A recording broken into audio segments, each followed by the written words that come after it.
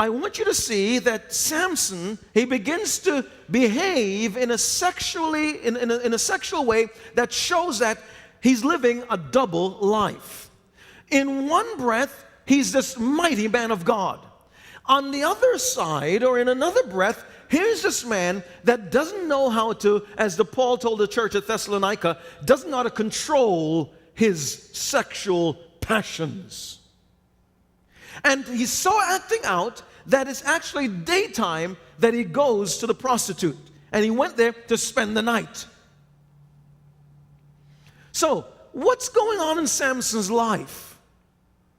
There are times people that, and I'm going to speak to believers right now. This is what I call an insider conversation. Would you tell the person next to you, he's speaking only to us? Now, insider conversation is a conversation that will speak plain, be very frank, for the purpose of helping one another become the kind of Christ followers that Jesus calls us to be. We must recognize that to Christians, people who have fallen in love with Jesus, people who have committed their lives to Jesus, that's what the word Christian means, a follower of Christ. To we who are Christ followers, you can't come up with your own set of rules as to how you're going to live. We have to be people of the book. God's Word provides for us a template, a game plan as to how we ought to live and conduct ourselves in a way that pleases God. And that's why there's a Latin phrase called sola scriptura, which simply means the Scriptures alone is the final basis of our faith and practice.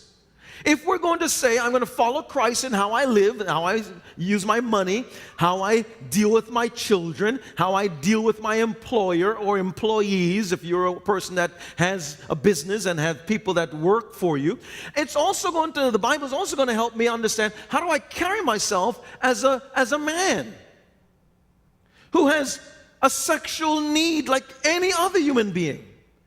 Our last time together, I talked about that God created sex.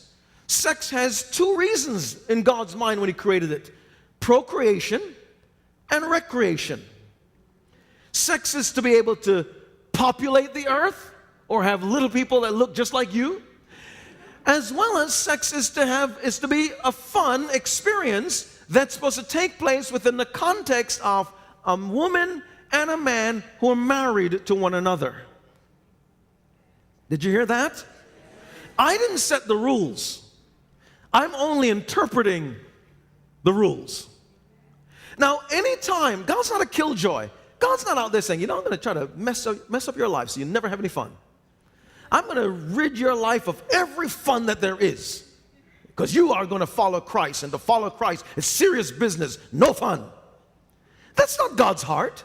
God's heart is just the opposite. He wants us to have the best possible life, the most blissful, the most joyous, the most satisfying, the most euphoric life possible. And so to protect us from pain, He puts rules in place.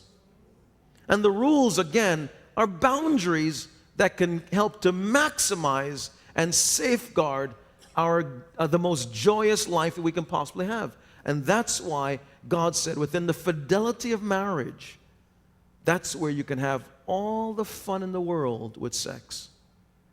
The challenge is that we lived in such a sex-crazed, sex-starved world that oftentimes people are doing everything outside of the marriage and doing everything that they want to do, and they're confused, not realizing that though they may be a follower of Christ, just like in the case of Samson, he could not remember why God graced him that way.